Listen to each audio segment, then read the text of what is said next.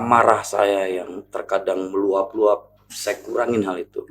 Itu bagian dari hijrah saya juga. Terus, hijrahnya banyak sekali, saya hidup tentang hidup, terus kemudian tentang keputusan, tentang sifat dan lain-lain. Itu hijrah. When I see you smile, I can face the world. Oh. Bismillahirrahmanirrahim. Assalamualaikum warahmatullahi wabarakatuh. Alhamdulillah. Nahmadu wa nasta'in wa nastaghfiruh. Allahumma shalli ala Muhammad wa ala ali sayyidina Muhammad. Alhamdulillazi arsala rasulahu bil huda wa dinil haq liyuzhirahu 'alal dini kulli wal karihal kafirun. Alhamdulillah pada siang hari ini kita bisa berjumpa kembali, ngobrol santai bareng. Alhamdulillah dengan pertolongan Allah, izin Allah, dan dengan dukungan dari Yayasan Global Spirit of Ummah, Ara Muslim, Preview Itang Yunas, Penerbit Quran Al-Qasbah, dan Amitra Syariah, kita pada siang hari ini kedatangan tamu istimewa yang kita pengen ngobrol aja santai kehidupan ini. Tamu istimewa ini kalau kita ingat Indonesian Idol tahun 2012, kita nggak asing lagi dengan sosok Bang Yoda. Alhamdulillah beliau hadir di tengah-tengah kita. Alhamdulillah. Ahlan wa sahlan Bang Yoda. Apa kabar Bang Yoda? Baik. Kabar. Ini saya excitednya apa ya? Pertama kayak ngelihat suaranya bagus dan rambutnya tambah unik ya. Rambutnya udah makin ini ya. Terus makin panjang. Dulu pas audisi nggak terlalu panjang ya, gondrong-gondrong. Ngembang tapi. Itu ngembang. Ngembang. Sekarang tambah ngembang lagi. Ini seru nih ya. Berarti hidup tuh ada perkembangan ya. Kita bisa ngeliat rambut juga berkembang dan ini ngumpul jadi satu. Dulu kan terserai berai, sekarang ngumpul.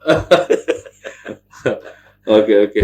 Makasih buat Bang Yoda yang udah mampir ke sini mendukung acara kita. Jadi sebelum kita mulai nih, alhamdulillah ini podcast pertama Ara Muslim bareng Yayasan Global Spirit of Ummah. Kita udah kerja sama. Podcast kita ini sebenarnya kita dedikasikan untuk orang banyak, masyarakat luas, publik, umat muslim pada khususnya. Kita pengen berbagi dan memberikan mereka sebuah inspirasi. Karena sekarang kita hidupnya lagi kurang motivasi dan inspirasi, kita pengen berbagi motivasi dan inspirasi. Apa sih yang harus kita lakukan yang terbaik buat diri kita, lingkungan kita, sekitar kita, keluarga kita, bahkan orang lain. Nah, alhamdulillah Bang Yoda ini hadir sebagai tamu pembuka, mukadimah untuk acara podcast ini. Saya ucapkan terima kasih Bang Yoda. Saya juga terima kasih banyak diundang di sini. Sebagai pertama perdana. Wah, luar biasa. Terima kasih banyak. Sip. Sebelum ngobrol saya mau tanya sama Bang Yoda. Kenapa Bang Yoda mengiyakan undangan ini meskipun ini last minute dadakan? Boleh cerita nggak Bang Yoda? Kebetulan kan memang hari ini lagi bisa ya, sekalipun sebenarnya setiap hari saya kan memang kegiatannya banyak, menjadi bapak teladan ya menurut anak saya. Karena saya harus nganter anak sekolah pagi dan lain-lain. Dan hari ini memang nggak ada acara, jadinya saya bisa. Kemudian yang nge-WA saya tadi malam adalah Mas Riki, adalah orang yang banyak membantu dalam karir saya sebelumnya gitu, dan tidak ada alasan untuk menolak beliau untuk tidak hadir. Keren. Mas Riki jadi manajer sejuta umat ya. Manajer sejuta umat waktu itu memang kayaknya artis pernah dimanajerin semua sama Mas Riki. Luar biasa saudara kita itu. Iya. Makasih nih pemirsa, teman-teman semua, suatu kebanggaan buat kita Bang Yoda hadir ke sini untuk ngisi podcast, ngobrol santai, dan itu dia bilang nggak ada alasan untuk menolak. Ya. Ini suatu yang membanggakan, yang luar biasa. Ya, excited lah kita dengarnya. Oke Bang Yoda, kita mulai ngobrol santai nih. Ngobrol santai. Saya mau tanya sama Bang Yoda, hidup kita ini kan pasti ada sesuatu yang kita cari, kita tuju, ya. Kalau orang-orang bilang, atau tema kita pada hari ini adalah inspirasi dan motivasi. Okay. Sekarang Bang Yoda punya nggak inspirasi dalam hidup? Boleh nggak ceritain sama kita? Inspirasi ya. Inspirasinya banyak hal, karena memang setiap perjalanan hidup saya juga banyak bertemu dengan inspirasi banyak hal ya. Bahkan setiap saya keluar dari rumah pun itu saya bertemu juga dengan banyak inspirasi. Inspirasi artinya untuk saya pribadi sementara ini, dan karena saya sudah berkeluarga, pastinya setelah saya dapat inspirasi itu kemudian saya sampaikan kepada orang-orang sekitar saya, termasuk keluarga, istri saya dan anak-anak saya. Inspirasinya tuh seperti ya kejadian-kejadian setiap hari yang kita temui itu inspirasi buat saya. Bukan suatu hal yang sangat penting sekali, tetapi menurut saya semua hal penting dalam hidup saya, termasuk bahkan orang yang saya temui ketika pertama sekali saya keluar dari rumah, orang yang pertama yang saya ketemui ketika saya berkomunikasi atau berinteraksi, itu juga menjadi inspirasi buat saya. Bukan melulu hal penting yang dan juga besar. Buat saya semuanya penting dan menginspirasi. Oke. Setiap hari, setiap momen jadi inspirasi buat setiap momen, bahkan dari saya keluar dari rumah. Pastinya juga saya juga dapat inspirasi juga, kan zaman sekarang sebelum kita keluar rumah kita sudah bisa melihat dunia duluan dari gadget kita. Memang kebiasaan saya pribadi sekarang ini kan sering lihat gadget dulu sebelum kita beraktivitas. Bahkan bangun tidur kita cek gadget dulu, ada notifikasi apa, entah itu sosial media atau apa, ada berita apa dan lain-lain, kita udah melihat duluan tuh sekarang. Saya pribadi saya akuin itu. Mungkin juga kebanyakan orang sekarang juga begitu juga ya mungkin. Nah, habis itu kita keluar rumah. Nah, keluar rumah kita ketemu dengan orang real, dengan penjual bubur ayam, dan kita kan pasti saling sapa karena kita keluar rumah, kita tutup pintu, pasti ada tetangga dan lain hal. Itu terkadang ada inspirasi dari mereka. Yes. Luar biasa, setiap apapun yang kejadian yang kita alami tiap hari, setiap momen, setiap detik itu jadi inspirasi ya buat kita. Luar biasa. Teman-teman semua, ini perlu kita itibar dan jadi juga motivasi buat kita. Terus ngomong-ngomong sosok dan figur ya, saya ingin tanya sama Bang Yoda, apa dan siapa inspirasi terbesar dalam hidup Bang Yoda? Sebelum saya menjawab itu, sebenarnya memang kan di kehidupan saya bermacam-macam yang sudah saya lalui. Karena kebetulan saya Muslim, saya memang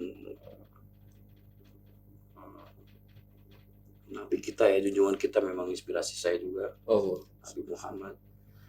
Selain itu juga memang saya bukan baru banget, tetapi sedang banyak mempelajari apa yang teladan dari Nabi besar kita.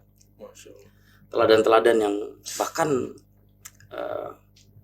sifatnya, perilakunya, tutur katanya, terus kemudian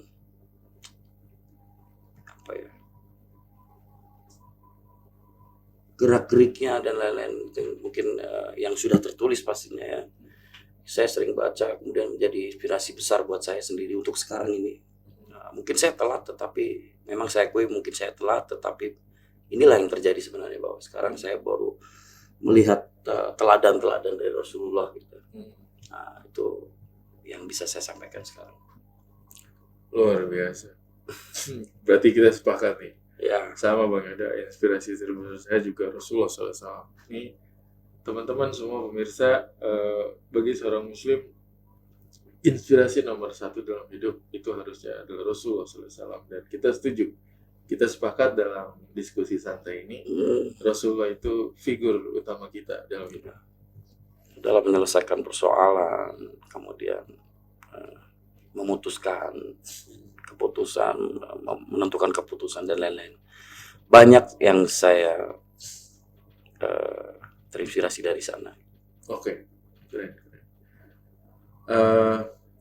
Saya pikir kalau kita bicara tentang Rasulullah ya Bang Yoda nggak akan ada habisnya. Mungkin kita akan netesin air mata kalau Pasti. kita bicara terus. Saya baru menyebutnya saja sudah.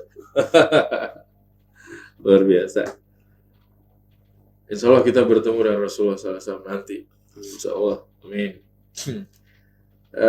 Sekarang nih kita lagi, Bang Yoda mungkin lagi banyak ngelihat, mendengar teman-teman rekan sesama musisi, artis-artis yang sedang ramai-ramai hijrah gitu. Artinya mereka belajar agama, belajar Islam. Ada yang ke pesantren, ada yang berguru dengan kiai, ustadz atau ulama atau habaib, atau belajar private khusus ataupun gimana. Ya.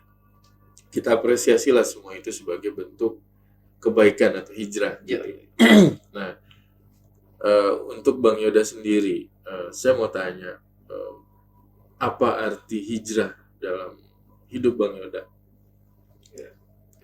Kalau untuk saya pribadi mengartikan hijrah untuk diri saya pribadi sementara ini ya.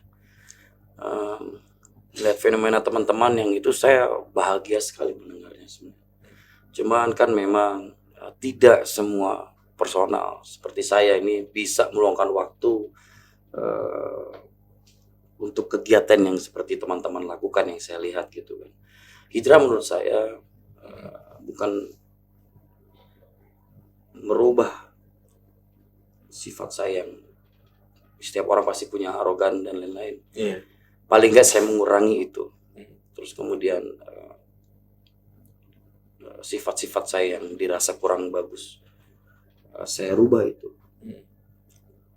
Amarah saya yang terkadang meluap-luap, saya kurangin hal itu. Itu bagian dari hijrah saya juga. Terus kemudian selain dari memang saya sebagai muslim, saya juga harus lebih baik lagi dalam menjalankan ibadah. Detail-detail ibadah saya juga perbaiki semuanya. Sebelum-sebelumnya bahkan saya tinggalkan. Sekarang mulai saya ingat lagi untuk diri saya. Saya mengingat sendiri, saya mereminder sendiri bahwa ini bukan kewajiban, tetapi ini adalah suatu kebutuhan saya. Dulu saya anggap ibadah itu adalah kewajiban, tetapi ternyata ibadah itu menurut saya sekarang adalah kebutuhan saya. Nah, jika jadi kebutuhan itu udah benar-benar jadi saya menjalaninya tuh kayak yang lebih nyaman lagi. Semangatnya tidak karena sesuatu hal, ikhlas menjalani. Dan itu menurut saya itu hijrah yang sekarang sedang saya. Hijrahnya banyak sekali, saya hidup tentang hidup, terus kemudian tentang keputusan, tentang sifat dan lain-lain. Itu hijrah sekarang menurut saya. Jadi saya udah dengar nih motivasi hijrah dari seorang Bang Yoda, bintang kita Indonesian Idol ya, luar biasa. Kita melihat ada proses yang sangat genuine dari satu tahap ke tahap yang lain. Sampai belajar ngaji itu mungkin udah Pak tahu tajwid makharijul huruf, tapi nyambunginnya udah bisa, tapi udah pasti salah karena nggak ada yang nuntun, gurunya nggak ada. Memang kita teman-teman semua ini salah satu motivasi hijrah yang cukup unik dan langka, dan juga begitu juga dengan karakter Bang Yoda yang sangat unik dan langka. Ini keistimewaan seorang seniman dan musisi, memang unik dan langka. Kalau nggak unik dan langka, bukan seniman dan musisi berarti. Oke. Belajar dari perjalanan Bang Yoda, setiap insan, setiap siapapun dari kita bisa mengambil hikmah yang terbesar, bahwa motivasi dalam hijrah itu tujuannya sama, yaitu Allah dan Rasulnya, dengan jalan yang berbeda-beda, dengan pengalaman dan rasa yang berbeda, dan itu akan sampai di kita masing-masing. Jadi sama dengan halnya kita merasakan manisnya teh dan manisnya kopi, sama-sama manis tapi rasanya berbeda. Itulah keagungan dan kebesaran dari Allah Subhanahu wa taala memberikan kita suatu pelajaran ibroh hasanah dalam hidup kita. Semoga kita bisa dapat inspirasi dan motivasi dari perjalanan Bang Yoda. Oke. Sip. Kenapa saya memulai belajar ngaji itu lebih fokus karena apa? Karena memang Al-Quran itu kan selain memang ada Al-Quran terjemahan memang ada, tapi kan bahasa paling indah menurutku adalah bahasa Arab itu.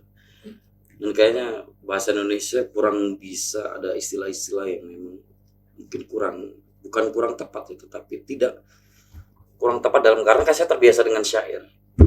Kalau orang terbiasa dengan syair itu bahkan kalimat bahasa Indonesia misal kayak memesona dan mempesona, ternyata yang betul adalah memesona. Nah, itu pun baru bahasa Indonesia, apalagi bahasa Arab, bahasa Al-Quran terutama. Makanya saya belajar ngaji untuk memang setelah saya baca terjemahan itu ternyata hanya poinnya saja, tapi detail sebenarnya yang mau diutarakan sama Al-Quran itu tidak terbahasakan di bahasa Indonesia. Lebih dari itu. Saya rasa ya. Makanya saya ingin belajar ngaji itu, motivasinya juga karena itu juga. Biar lebih tahu selainnya saya sudah tahu poinnya dari bahasa Indonesia terjemahan. Dari bahasa Inggris saya combine juga. Ada terjemahan bahasa Inggris juga kan. Ada bahasa Indonesia juga. Tapi aku rasa dua bahasa itu kayak kurang bisa membahasakan detail daripada apa yang Al-Quran maksud. Masya Allah. Nih. Sore hari ini kita dapat satu opini yang lain yang berbeda cukup unik tentang bahasa Al-Quran yang dari kesusastraan atau balaghahnya yang luar biasa. Yang nggak bisa dijangkau oleh akal pikiran manusia sebagaimana di Al-Quran disebutkan wa in kuntum fi raibin mimma nazzalna ala abdina fa'tu bi suratin min misli wa da'u syuhadakum min dunillahi in kuntum shadiqin. Kalau kamu belum yakin dengan apa yang Allah turunkan, maka waktu itu masyarakat kafir Quraisy ditantang. Coba kamu datangkan semisal atau kamu bikin produk yang semisal dengan Al-Quran, ternyata nggak ada yang bisa. Itu bukti keautentikan Al-Quran, mujizat Quran, sebagaimana yang Bang Yoda sampaikan. Terlalu banyak ilmu Allah dan nggak akan habis-habisnya ilmu Allah. Subhanallah, sore ini kita dapat inspirasi, motivasi yang luar biasa dari Bang Yoda Idol. Bismillahirrahmanirrahim. Assalamualaikum warahmatullahi wabarakatuh. Bergabung lagi bersama kami Yayasan Global Spirit of Ummah Arab Muslim, preview Itang Yunas, penerbit Quran Al-Qasbah dan Amitra Syariah dalam acara ngobrol santai bareng Bang Yoda Indonesian Idol. Gini Bang Yoda, kita sebagai seorang Muslim, kita nih pasti punya kebanggaan sebagai seorang Muslim gitu. Tiap hari banyak orang yang masuk ke dalam Islam yang kita bilang mu'alaf. Banyak banget sih, Bang Yoda sering dengar. Oh, si Fulan masuk Islam, ini dulunya Hindu masuk Islam, ini Buddha masuk Islam, Kristen masuk Islam gitu. Dengan berbagai macam alasan, kondisi dan peristiwa, entah itu panggilan hati dan jiwa atau karena cinta pengen nikah, harus nikah, diterima harus jadi mu'alaf dulu gitu kan, atau lain sebagainya. Tapi kita sebagai seorang Muslim tetap bangga gitu. Nah sekarang sebagai seorang Muslim, apa yang menjadi kebanggaan Bang Yoda dan apa pegangan Bang Yoda sebagai seorang Muslim? Sebelum menjawab itu, saya mungkin tadi mau bercerita juga tentang yang Ustadz sampaikan tadi itu. Banyak fenomena orang mualaf. Iya. Bahkan kemarin beberapa waktu yang sebentar lalu saya nggak tahu, kebetulan saya sedang konser di acara reuni. Kemudian saya dipertemukan dengan yang tidak direncanakan sama sekali. Saya ketemu dengan ketua panitia. Ketua panitia itu punya menantu, calon menantu. Seseorang pemuda dari Amerika gitu ketemu saya. Dan kita bertemu di sana di saat meeting konser saya, langsung bertemu di sana. Dan dia kebetulan seperti klik ketemu dengan saya. Saya pertemukan dengan Takeda di malam itu juga. Jadi pemuda Amerika waktu itu mau menikah dengan anaknya ketua panitia kala itu, ketua panitia konser reuni kala itu. Saya manggung di sana. Saya arahkan, kemudian diantarkan ke tempat Takeda, sahabat saya juga kan. Kemudian sampai-sampai Umaru Takeda. Iya ya, sampai-sampai menjadi Muslim di sana, dan itu menurut saya menyenangkan buat saya. Hal seperti itu. Nah, apapun alasannya saya tidak terlalu penting hal itu. Yang jelas itu adalah bentuk hijrah menurut saya. Apapun alasan, mau alasan cinta, mau alasan apapun, itu nanti urusan dia dengan spiritualnya dia sendiri. Saya melihat fenomena seperti itu, saya terharu dan bangga betapa orang punya keinginan untuk hijrah ke sana dari agama yang lain menuju ke Muslim. Selain kan macam-macam alasannya di sana, ada yang memang pencarian, ada alasan cinta di sana, bermacam alasan di sana. Saya tidak terlalu mementingkan hal itu. Yang jelas mereka adalah hijrah. Itu fenomena hijrah menurut saya juga baik sekali. Luar biasa. Urusan itu tergantung spiritualnya dia dengan penciptanya.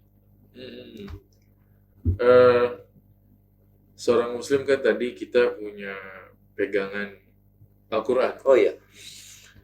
Pastinya saya sebagai Muslim yang saya sudah katakan bahwa sekarang sedang belajar mengaji, bahkan terjemahannya saya sudah pelajari, tetapi setelah semakin saya pelajari ternyata bahasa Inggris Indonesia, Jawa atau bahasa di Indonesia itu belum 100% bisa menerjemahkan apa yang Al-Quran maksud. Itulah kenapa pegangan saya Al-Quran. Saya sedang suka sekali dengan Al-Quran. Masya Allah. Terutama untuk pegangan hidup saya, untuk saya berperilaku juga, semuanya ada di sana. Masya Allah. Dan itu yang saya takjub adalah semua aturan hidup, semua aturan sikap, semua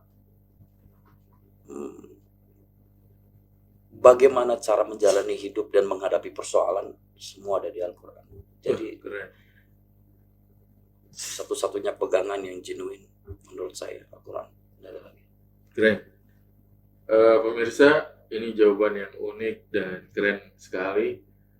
Pegangan utamanya Bang Yoda, saya dan kita semua adalah Al-Quran, dan itu nggak akan berubah sampai kapanpun, akan berubah sampai hari kiamat nanti. Jadi Quran itu Bang Yoda, dia punya 4 nama. Yang pertama Zalikal Kitab, pertama kitab, karena dia didahului oleh Zabur, Taurat, dan Injil, membaca. Kemudian Al-Quran sebagai Furqan. Furqan itu pembeda. Artinya Quran itu ketika diturunkan, dia menjadi pembeda dari kitab-kitab yang sebelumnya. Artinya dia merangkum semua ajaran yang sumbernya dari kitab-kitab sebelumnya. Ini hebatnya Al-Quran. Yang ketiga, sebagai zikra. Zikra itu pengingat. Di surat Al-Hijr itu dikatakan, Inna nahnu nazzalna zikra wa inna lahu lahafizun. Bahwa Quran itu diturunkan, tapi dia dijaga sama dalam hati dan sanubari dari Rasulullah SAW, sahabat, tabi'in, tabi'ut tabi'in, tabi'in, ulama, dan sampai sekarang kita boleh lihat Bang Yoda, banyak lahir para penghafal Quran. Itu dia. Itu bukti bahwa Al-Quran dari dulu turun sampai sekarang otentik, nggak berubah, dan terjaga dalam hati sanubari setiap Muslim. Ini luar biasa. Ini jawaban Bang Yoda ini cukup menginspirasi dan sangat menginspirasi. Nah, selanjutnya gini Bang Yoda, kan Bang Yoda sedang belajar Quran, baca terjemah, pasti nemuin dalam Quran itu ada cerita, ada kisah, ada tema, banyak lah. Semua aspek kehidupan ada dalam Al-Quran. Nah, kira-kira nih, dari sekian banyak tema, ada nggak satu tema yang menyentuh hati dan jiwanya Bang Yoda? Kira-kira tema tentang apa dalam Al-Quran? Banyak hal tema di Al-Quran itu.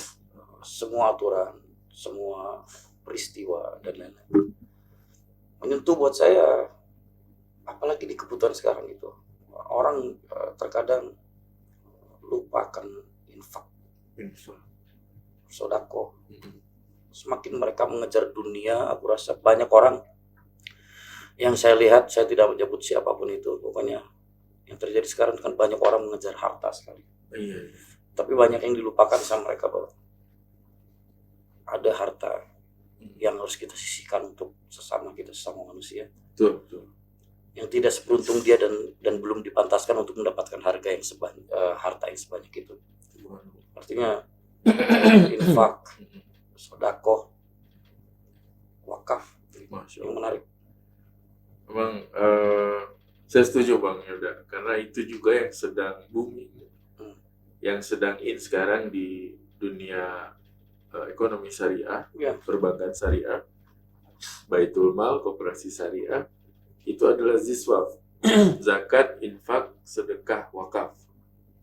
Itu tema yang nggak akan pernah habis dari dulu. Kalau kita pernah dengar Sayyidina Umar bin Khattab mewakafkan kebun kurmanya. Sayyidina Utsman bin Affan mewakafkan sumur airnya. Nah, sekarang banyaklah wakaf itu berkembang, infak itu berkembang. Dan malah bukan hanya untuk fakir miskin kita memberikan atau berbagi. Bahkan kita berbagi untuk yang baru masuk Islam, mu'alaf, gorim, orang yang terlilit hutang, kemudian hamba sahaya, kemudian Ibnu Sabil, musafir yang sedang melakukan riset penelitian di jalan Allah, sampai fisabilillah, orang-orang yang menuntut ilmu itu perlu disupport. Makanya ada program beasiswa yang sebenarnya itu sumbernya adalah dari Quran, dari ajaran Islam. Makanya ini tema yang banyak terlupakan, tapi kita perlu ngingetin lagi. Terima kasih Bang Yoda udah ngingetin kita semua. Teman-teman pemirsa, Bang Yoda menyampaikan bahwa yang tema yang menarik itu zakat, infak, sedekah, wakaf. Ini tema yang sering disimak, kita dengar, kita lihat, tapi sering juga terlupakan. Semoga apa yang disampaikan Bang Yoda ini jadi motivasi buat kita untuk sama-sama berbagi ya, Bang Yoda. Nah, ngomong-ngomong soal berbagi, Bang Yoda, ada orang berbagi, biasanya orang berbagi di saat lapang, punya rezeki lebih berbagi. Nah, sekarang kalau seandainya orang diminta untuk berbagi di saat sempit, nah kira-kira apa pandangan Bang Yoda? Bang Yoda lebih memilih berbagi di saat lapang atau berbagi di saat sempit? Apa Bang Yoda pilih yang mana kira-kira? Setiap hari sekarang ini saya selalu berdoa semoga untuk dilancarkan segala apa yang memang rezeki yang saya upayakan untuk mendapatkan rezeki. Kalau disuruh memilih, lapangkanlah rezeki saya untuk bisa dekat dengan kebaikan, artinya kita lebih mudah untuk berinfak, bersedekah. Tetapi itu ternyata menurut saya beberapa waktu yang lalu saya selalu berdoa seperti itu. Tetapi nyatanya ketika kita belum mendapatkan hal itu, kita juga akan dipertemukan dengan orang-orang sekitar kita yang membutuhkan, yang bahkan ada orang yang sakit yang tidak bisa melakukan apapun. Dan kita dalam kondisi yang sedang tidak lapang juga. Tapi itu dari situ saya merenung gitu ya. Saya selalu dipertemukan dengan orang-orang yang dalam kondisi membutuhkan tapi tidak bisa melakukan apa-apa. Saya pun dalam kondisi seperti itu, tapi saya masih bisa melakukan hal. Artinya di sana saya dalam kondisi yang tidak lapang juga. Wah, luar biasa. Artinya, tapi saya punya keinginan untuk menolong, besar empati saya untuk keinginan untuk tidak besar yang saya itu paling enggak sedikit membantu,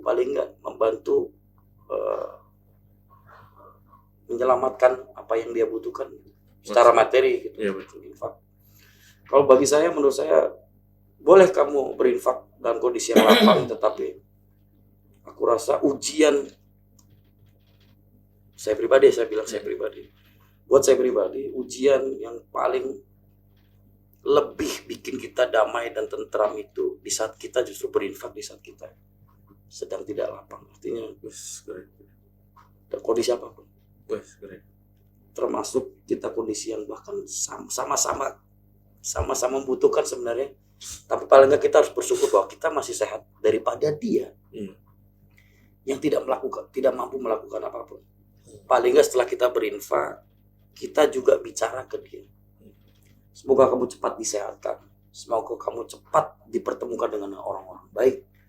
Kemudian kamu diberi tenaga lebih untuk bisa melakukan sesuatu sama seperti yang saya lakukan untuk membantu kamu ini. Sebenarnya saya juga tidak mampu membantu ini, tapi saya punya tenaga lebih, kebetulan dikasih tenaga lebih hari ini untuk bisa ngasih ke kamu. Paling nggak saya bilang seperti itu untuk kemudian hari nanti dia bisa bersolusi untuk dirinya sendiri paling nggak.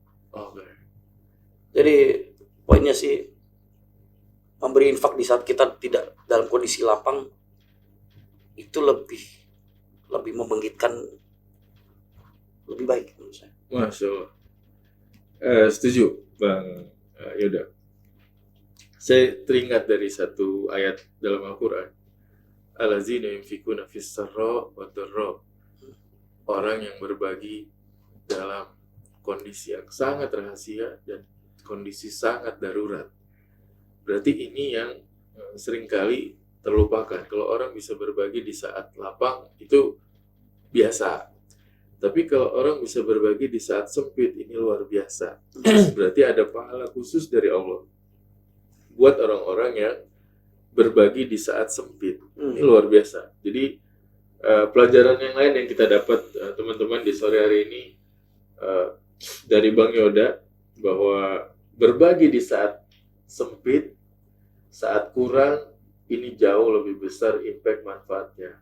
Kalau secara sifat ya, sesuai dengan ayat Al-Quran, yunfikuna fis sarra, allazina yunfikuna fis sarra'i wad dharra wa hinal ba's, gitu. Itu luar biasa sekali ajaran dari Al-Quran yang disampaikan oleh Bang Yoda tadi.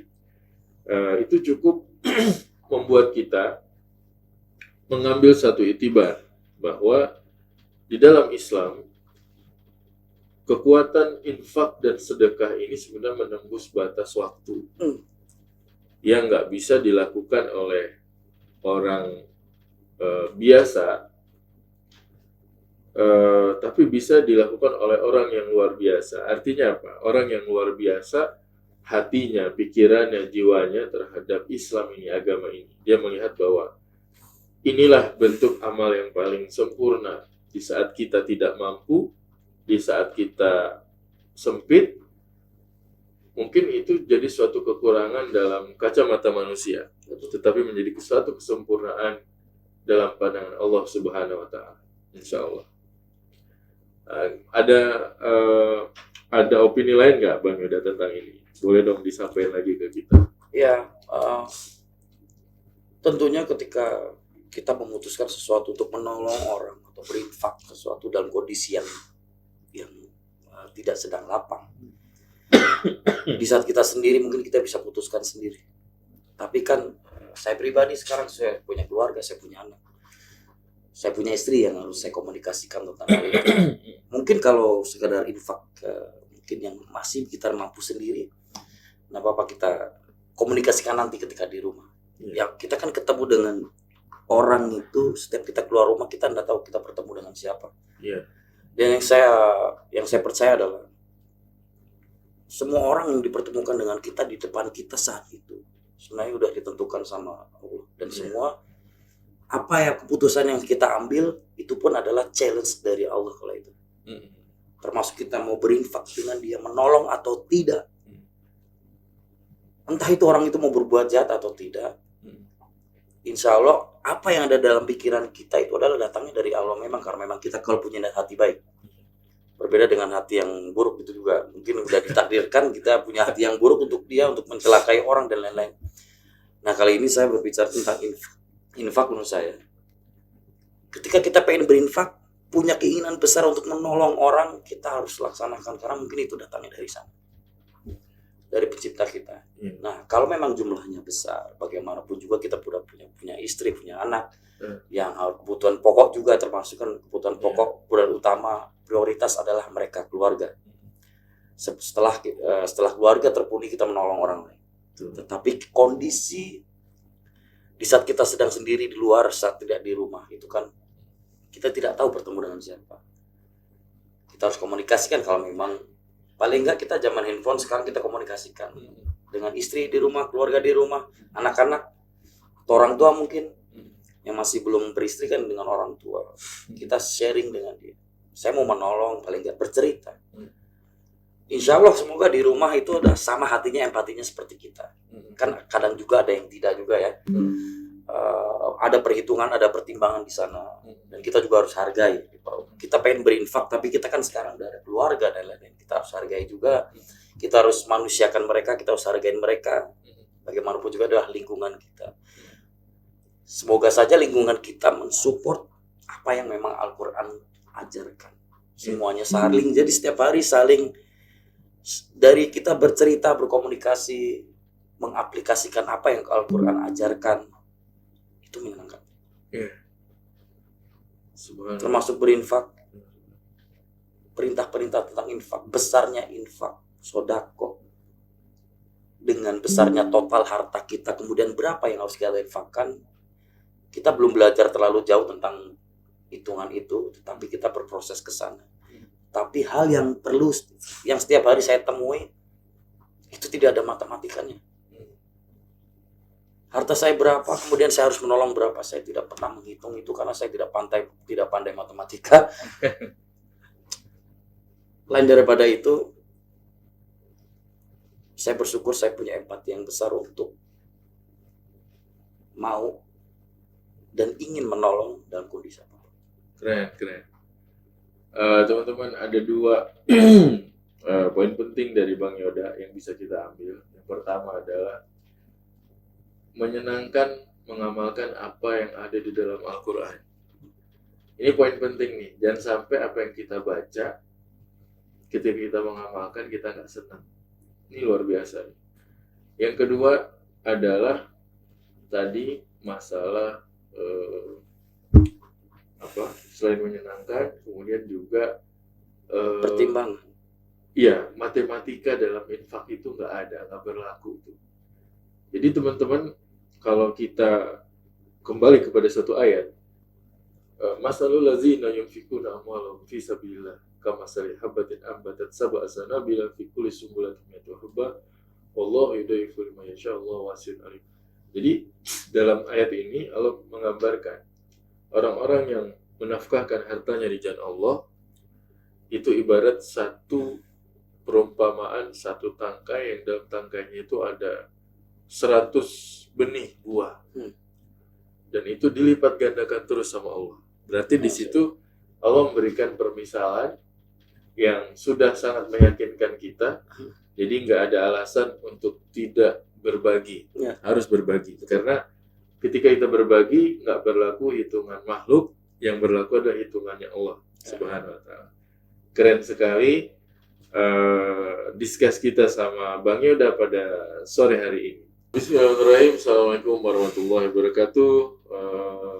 Ketemu lagi, gabung lagi bersama Global Spirit of Ummah, Arah Muslim, Review Itang Yunas, Penerbit Quran Al-Qasbah, dan Mitra Syariah. Ini kita sampai di sesi terakhir nih Bang Yoga. Sesi terakhir kita ngobrol santai aja. Yang saya mau tanya ini, kita itu kan hidup di dunia ini kan punya masa, punya waktu, punya masanya, dan juga kita akan berakhir. Kalau ada awal berarti kita pasti ada akhirnya nantinya. Nah, bicara tentang amalan yang terbaik gitu ya, amalan yang terbaik sebelum kita pergi meninggalkan dunia ini, apa sih yang bisa kita berikan untuk orang-orang di sekitar kita, atau apa sesuatu yang punya manfaat besar yang bisa kita berikan untuk orang-orang. Contoh nih, ada bangunan, ada pesantren pesantren, ada tanah, ada Quran, ada barang-barang berharga. Dari sekian yang biasa disebutkan nama orang, kira-kira menurut Bang Yoda, apa sih yang paling menarik sekarang yang bisa kita jadikan legacy buat orang-orang setelah kita? Ya, jika memang kita dipantaskan untuk bisa bikin masjid menarik juga. Menarik ya. Tapi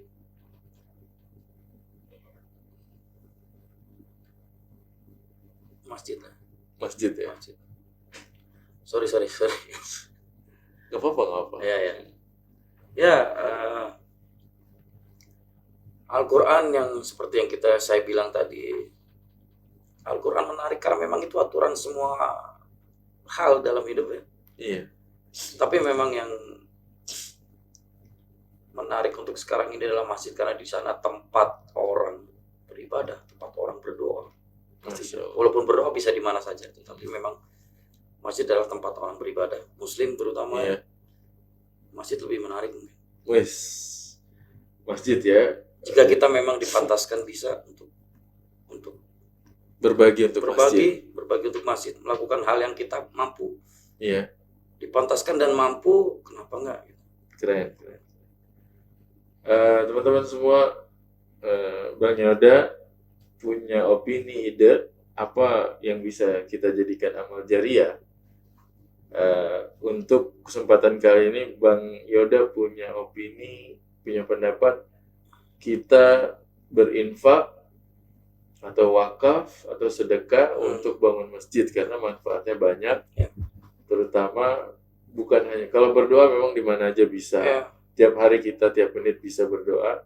Tapi paling enak memang di masjid. Tempatnya beda, atmosfernya beda, Betul, suasananya beda. suasananya beda. Bagi sekarang masjid udah bentuknya udah keren-keren ya. Ya. Itu jadi satu treatment tersendiri buat seorang. Nah, ngomong-ngomong soal masjid, menurut Bang Yoda, apa sih yang menarik dari masjid yang sekarang ini kita melihat masjid di Al-Jabar di Bandung, masjid di Kalimantan, ataupun di pelosok negeri yang lain? Kira-kira menurut Bang Yoda, apa yang menarik dari masjid? Masjid selalu menarik ya. Ya. Karena memang kita kembali lagi ketika kita berdoa, tempatnya adalah masjid sebagai muslim. Sekalipun kita bisa berdoa di mana saja, tapi sekarang masjid itu sangat bagus-bagus. Dari dulu juga bagus, tapi sekarang Lebih bagus lagi. lebih banyak dan lebih bagus lagi. Alhamdulillah gitu, saya senang melihat itu. Banyak orang untuk berinfak bikin masjid, bahkan di jalan-jalan itu kan. Kita macet itu udah dapat pelajaran dari sana karena memang terkadang ada orang yang kita bisa berinfak di jalan untuk bikin masjid. Iya. Masjidnya keren-keren dan imamnya juga muda-muda. Iya. Imamnya muda-muda, terus suaranya bagus-bagus, bahkan para penyanyi-penyanyi banyak yang menjadi muazin di dalam masjid. Besok imamnya dari rocker ya. Ya apa saja, pokoknya yang jelas banyak dari teman-teman talent ya, teman-teman talent yang sebelumnya ya mungkin sering juga jadi muazin di kampungnya, tetapi kan kita baru banyak fenomena yang kita lihat, banyak teman-teman artis atau selebriti atau teman-teman talent yang suaranya bagus-bagus sekali kemudian menjadi muazin dan itu menginspirasi banyak orang. Iya. Itu sekarang sekalian masjid keren-keren, muazinnya suaranya bagus-bagus, ganteng-ganteng muazinnya, imamnya juga Iya, bacaannya bagus, gitu. Banyak hal yang menarik di masjid. Oke. Selain tempat ibadah, masjid fungsinya buat apa aja sih menurut Bang Yoda sekarang ini? Selain tempat ibadah ya, jadi memang bisa juga buat menarik wisatawan mungkin ya. Wisata halal. Wisata halal lah ya. Keren. Nah ini inspirasi juga nih, masjid dengan konsep wisata halal. Iya, setuju karena memang tidak hanya muslim saja yang berhak untuk masjid sebenarnya. Semua orang berhak ke sana, tetapi kalau seandainya masjidnya bagus, terus kemudian menarik wisatawan dengan agama apapun, untuk bisa tertarik, itu lebih baik. Siar kita ya. Siar kita. Malah bisa jadi orang ke sana awalnya wisata, akhirnya jadi mualaf.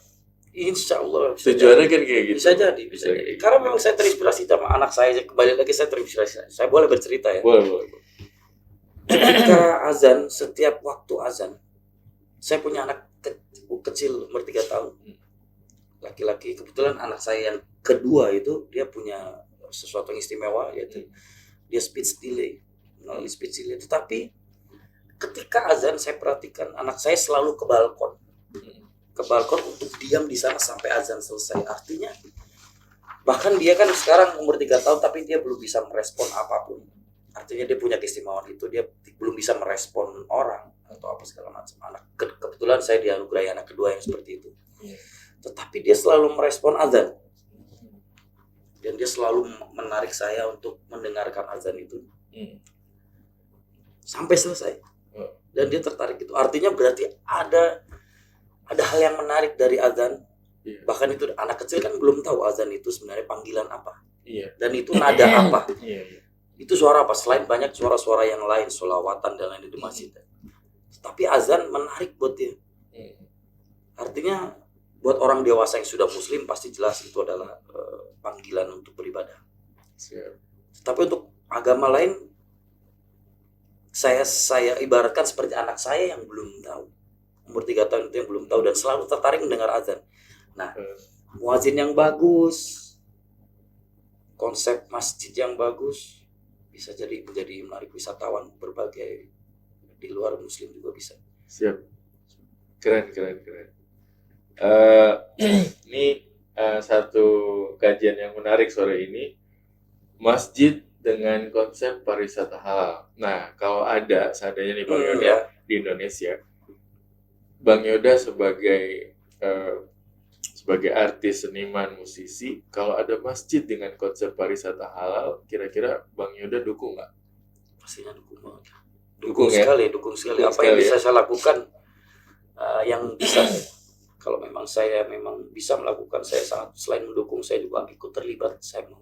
Masya Allah, teman-teman. Ini untuk teman-teman dari Arah Muslim dan kitabisa.com, kita udah dengar Bang Yoda siap mendukung untuk program wakaf pembangunan masjid dari apa yang dia bisa kontribusikan. Keren. Nah, sebelum pertanyaan terakhir, ada pertanyaan yang sederhana. Kira-kira apa harapan Bang Yoda untuk generasi muslim ke depan, anak mudanya, milenialnya, untuk ikut meramaikan masjid? Harapannya Bang Yoda kayak gimana?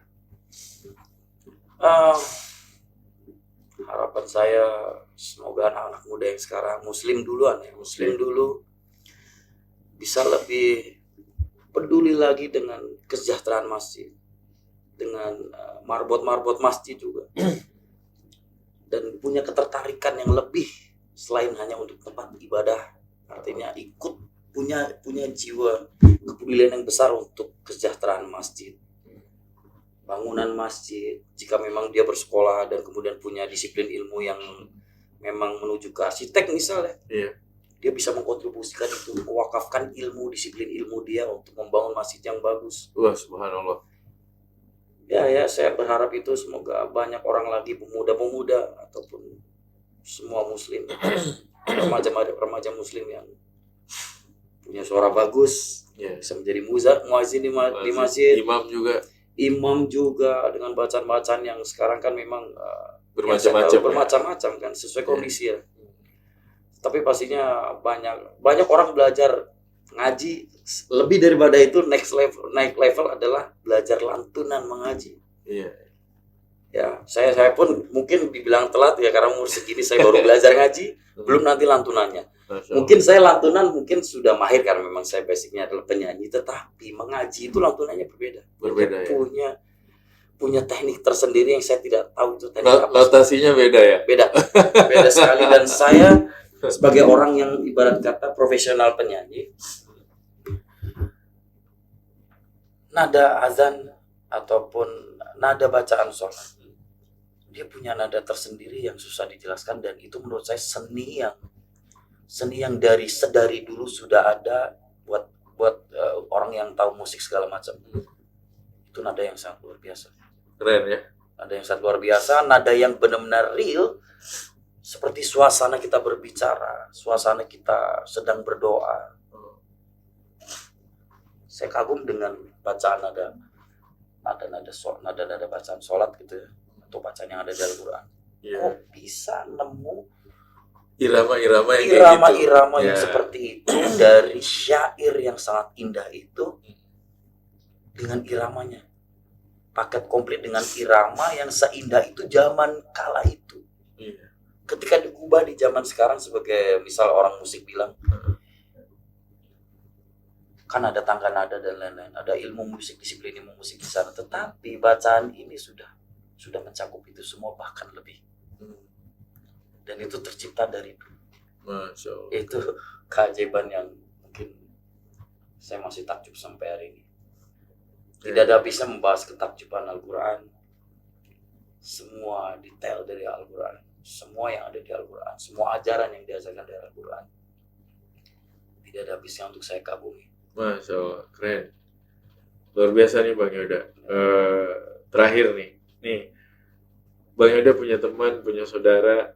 Saya juga punya teman, punya saudara. Ya, kalau ada teman Bang Yoda, saudara, rekan-rekan, kerabat yang pengen nyumbang buat masjid ya, pengen infak donasi buat masjid, apalagi kita pengen bangun masjid nih Bang Yoda di Sumatera Barat, Ya. masjid dengan konsep pariwisata halal. Ya, Kira-kira gimana caranya Bang Yoda nih? Gimana caranya kita bisa berkontribusi? ya banyak hal Sarah yang bisa kita lakukan, termasuk tadi saya sampaikan juga. Tetapi kita sebagai orang yang kebetulan disehatkan, kita harusnya mampu. Iya. Apalagi yang dipantaskan, harusnya Iya. kita mampu dan lebih lagi untuk bisa mampu untuk berkontribusi tentang donasi ataupun mendukung dengan cara berdonasi dan infak melalui kitabisa.com atau bisa melalui Arah Muslim. Arah Muslim. Oke. Ada dua buat teman-teman yang pengen infak donasi. Pertama bisa melalui kitabisa.com, yang kedua melalui aplikasi Arah Muslim.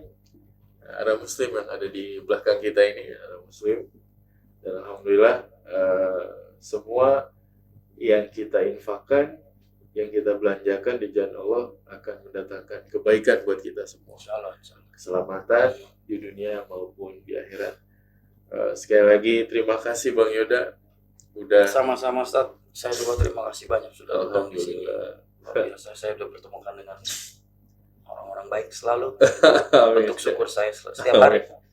Seperti saya bilang tadi, semoga setiap saya keluar dari rumah saya dipertemukan, semoga saya dipertemukan dengan kemungkinan yang baik. Berikan saya lingkungan yang baik dan pertemukan saya selalu dengan orang-orang yang baik. Masya Allah. Bisa kita kasih Quran buat Bang Yoda ya? Masya Allah. Kita ada hadiah buat Bang Yoda, Al-Quran Maqasid Syariah. Oke. Ini buat Bang Yoda. Masya Allah. Ini bagian dari doa saya setiap hari. Ini Quran Maqasid Syariah dari penerbit Al-Qasbah dan Spirit of Ummah. Quran dengan tema-tema muamalah ekonomi syariah. Semoga bermanfaat buat Bang Yoda. Pedoman hidup Seorang bisnis, muslim. pedoman ekonomi dan keuangan dan Islam. Bisnis dunia akhirat, pedoman ekonomi dan keuangan Islam. Ini bisnis dunia akhirat. Alhamdulillah. Ya, saya semakin percaya bahwa Diterima dulu Bang Yoda. ya, terima kasih banyak. Ini doa saya dipertemukan dengan orang baik, dengan apa yang saya butuhkan, dan saya dikasih rezeki ini hari ini. Amin. Terima kasih banyak Ustadz. Sehat selalu. Terima Oke. kasih banyak. Sebelum kita menutup diskusi ngobrol kita pada sore hari ini, boleh dong Bang Yoda, when I see you smile. Aduh. Ya kita minta Bang Yoda 5 menit ya. When I see you smile ya. Coba Bang Yoda coba. Paling gini ya, refnya aja ya. Ya, Kan refnya seperti aja. audisi zaman itu ya. Iya oke. Lagu ini mungkin memang udah sering banget saya nyanyikan mungkin tuh. Tapi uniknya adalah saya selalu punya mood baru menyanyikan lagu ini. Aduh gimana? Kalau itu menyanyikan lagu original kan memang ada, kita harus jaga lagu original, Iya, kita harus menghargai itu. Tapi ternyata pengalaman hidup, kemudian apa apa yang kita alami, hal spiritual juga yang terjadi setiap hari bikin nyanyian kita berbeda nada setiap hari. Coba dong. Ya, mungkin Venesius Mel yang sekarang beda dengan audisi. Coba. Itulah yang saya alami. Jadi biarlah terjadi secara natural, nada yang saya keluarkan sesuai dengan wacana hidup yang saya temui setiap hari. Oke. Termasuk menyanyikan lagu ini ya. Oke. Sometimes I wanna, I'll never make it through this world without having you. I just wouldn't have a clue. 'Cause sometimes it seems like this world closing in on me. There's no way of breaking free. And then I see you reach for me. Sometimes I wanna give up, I wanna give in, quit a fight. And then I see you, baby, everything's alright, everything's alright. When I see you smile, I can face the world. Oh, you know I can do anything. When I see you smile, baby. Oh, baby, when I see you smile at me. Wah, luar biasa teman-teman. Oke, ini jadi cerita buat kita. Tadi kita dihibur sebentar oleh Bang Yoda dengan lagu yang membuat dia famous di Indonesian Idol, When I See You Smile ya. Terima kasih. Boleh saya nambahin lagi kenapa yang sudah saya kaji Boleh. spiritual saya. Kenapa saya bilang tadi cara menyanyikan lagu itu, terus selain kita harus menjaga lagu kan memang harus dijaga nada aslinya, originalnya harus dijaga karena memang lagu itu sudah hits. Tetapi ternyata menyanyikan lagu itu bisa terjadi seperti kita bacaan sholat. Yang saya tahu, kalau seandainya saya salah, mohon koreksi Ustaz. Iya. Benar nggak kalau seandainya bacaan sholat itu sesuai kondisi? Mungkin kita sedang sholat dalam kondisi perang, bacaan nada Al-Fatihahnya bagaimana dan lain-lain. Apakah ada aturan itu? Sebenarnya nada itu mengikuti sesuai dengan apa yang kita rasa, Suasana batin. Tapi yang utama adalah kita yang harus kita pegang. Pertama adalah masalah makhrajul huruf, kedua tajwidnya. Ya. Kalau di lagu original lagu itu dia tidak diharuskan, tidak diwajibkan untuk harus begini, enggak. Iya. Ya, itu Al-Ausi begini, Sudais begini, Al-Gomidi begini, dengan ciri khasnya masing-masing. Itu nggak diharuskan. Tapi ini bagian dari bagaimana cara membaca ayat itu dengan baik dan benar. Kita harus mengikuti, ada hukum qiraat, ada hukum bacaannya, kemudian tajwidnya, makharijul huruf. Nah, yang penting mah ini aja, tiga ini ya. Kalau nada lagu itu dia nggak diwajibkan, nggak diharuskan. Dia mengikuti tapi ada. Dia mengikuti suasana batin aja.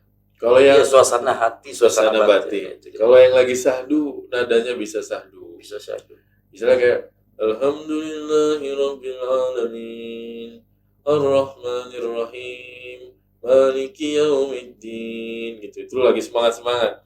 Yang sahdu juga ada lagi. Mungkin model yang sahdu lebih panjang ininya, lebih ini, kita ngikutin aja nggak apa-apa.